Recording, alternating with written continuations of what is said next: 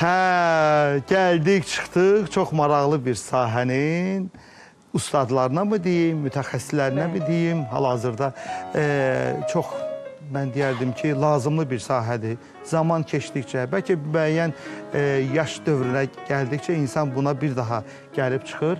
Həkimlərdən istəyirik sizə söhbət açaq. Hansı ki, ağ xalatlı həkimlər bir mahnıda da deyilir, Zeynəb xanımın mahnısında da deyilir ki, dərmanın acı olsa da şəkər gülüşlüsən, ey həkim, ey mehriban həkim. Əlbəttə ki, elə uzun ömürlükdən danışmışkən bu mövzudan yan keçə bilməzdik. Sizin üçün hazırladığımız çox maraqlı bir süjetimiz var. Peşəkarlardan bəhs edəcəyik və həkimlərimiz haqqında olan süjeti izləyək.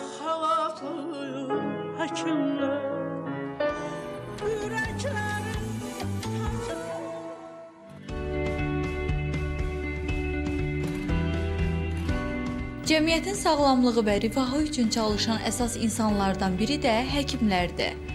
Onlar yalnız xəstəlikləri müalicə etmir, eyni zamanda insanlara ümid verir, həyatlarını xilas edirlər. Bu ildən başlayaraq demək, beyin ölümü təsdiqlənmiş demək, meyitlərdən orqan transplantasiyası aparılır. Eyni zamanda böyrək transplantasiyası, tələbinə ehtiyacı olan kardiocərrahiyyə şöbəmiz var. Bizim travmatologiya şöbəmiz, ümumi cərrahiyyə şöbəmiz, mama ginekologiya, pediatriya, neonatologiya çox böyük və çox gərgin bir fəaliyyət göstərən poliklinika və fizioterapiya şöbələrimiz var. Peşəkar həkimlər tibbi biliklərini davamlı olaraq yeniləyir. Hər zaman xəstələrinin yanında olur. Onların ehtiyaclarına həssas yanaşırlar. Belə həkimlər yalnız texniki bacarıqlarla deyil, eyni zamanda insanlara qarşı diqqət və mərhəmətlə seçilirlər. Radiologiya tibbin yeni sahələrindən birisidir. Tibbi cihaz və avadanlıqlarla xəstələri müayinə edib, onlara diaqnozu qoyuruq. Və bəzən bu cihazlardan istifadə edib, eyni zamanda onların müalicəsində də istifadə edirik. Əsas məsələ burada həkimin və tibbi personalın bacarığı və təcrübəsi önəmlidir və eyni zamanda da bununla yanaşı cihazların keyfiyyəti.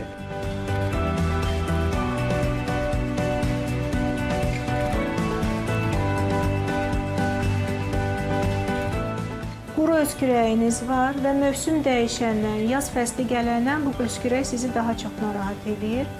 Bununla bağlı mən sizi müayinə elədim, amma sonda yekun qərar vermək üçün sizə spirometriya müayinəsi, yəni tənəffüs funksiya testini aparmaq çox məsləhətdir. Mən sizin burnunuzu tutacağım. Siz ağzınızla buradan yapışın, geniş açın ağzınızı, tutun. Aha, və yavaş-yavaş nəfəs alın.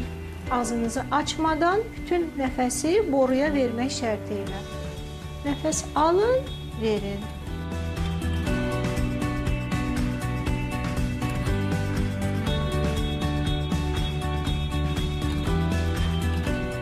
Həqiqətən də aparılan müayinələrə əsasən demək olar ki, bizim kiçik hava yollarının bir balaca obstruksiyası var.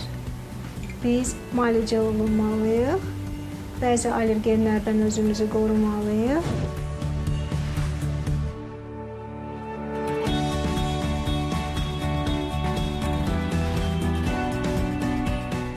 Pasientlərin patologiyasından asılı olaraq ilk növbədə görmə etimini yoxlayırıq. Pasientimizin görmə etimini yoxlayıb, sonra aparat müayinəsi keçəcək. Zəhmət olmasa burada aşağıdakı sıranı oxuyub.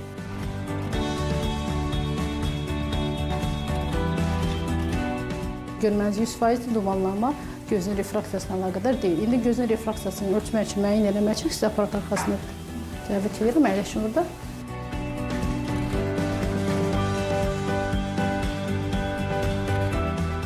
Alnınızı yapışdıracaqsınız, düz göz önündə qırmızı obyekt görürsünüz, o qırmızı obyektə baxırsınız.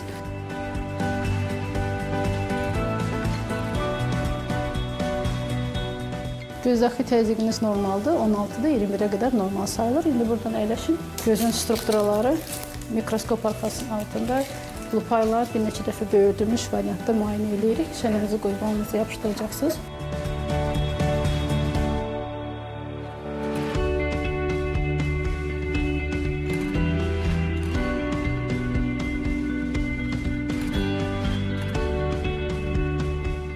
Peşəkar həkimlər cəmiyyətin görünməyən qəhrəmanlarıdır. Onların səyləri sayəsində insanlar sağlamlıqlarını bərpa edir, həyatlarına davam edə bilirlər. Belə həkimlərə dərin hörmət və minnətdarlıq hissi bəsləmək hər birimizin borcudur. Nərmin Aslan, Mirzə Abbasov, Əli Abbasov, Səhər Çağı.